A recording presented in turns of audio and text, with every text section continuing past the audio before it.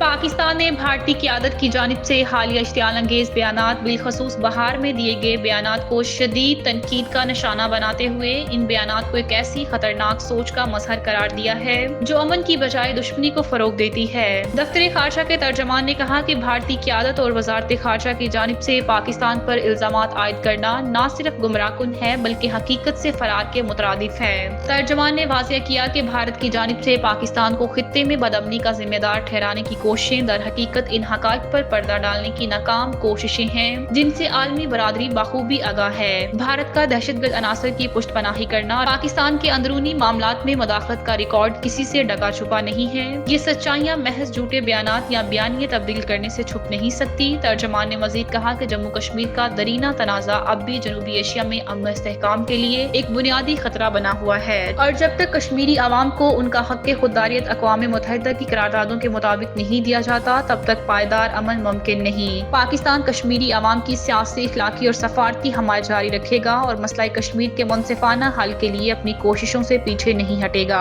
दफ्तर खारजा के मुताबिक भारत की जानिब से ताकत, ढोंस और गुमराहकुन प्रोपेगेंडे के जरिए अपने मकासद हासिल करने की पॉलिसी एक बार फिर नाकाम हो चुकी है। हालिया दिनों में होने वाली पेशरफ्त ने साबित किया है कि जंगी जनून और जबर की हिकमत अमली न सिर्फ नकारा हो चुकी है बल्कि इससे खित्ते के अमन को शदीद खतरात लाहिक हो गए हैं। तर्जमान ने जोर दिया कि पाकिस्तान एक जिम्मेदार रियासत के तौर पर अमन, इस्तेहकाम और तामीरी रवाबत के लिए पुरज़्म है। ताहम अगर कोई जाहियत की कोशिश की गई तो पाकिस्तान अपनी खुद मुख्तार और इलाकाई सालमियत का हर कीमत पर दिफा करेगा। जनूबी एशिया में पायदार अमन के लिए संजीदगी, बर्दाश्त और तनाज़ात की बुनियादी वजूहात के हल की अशद ज़रूरत है।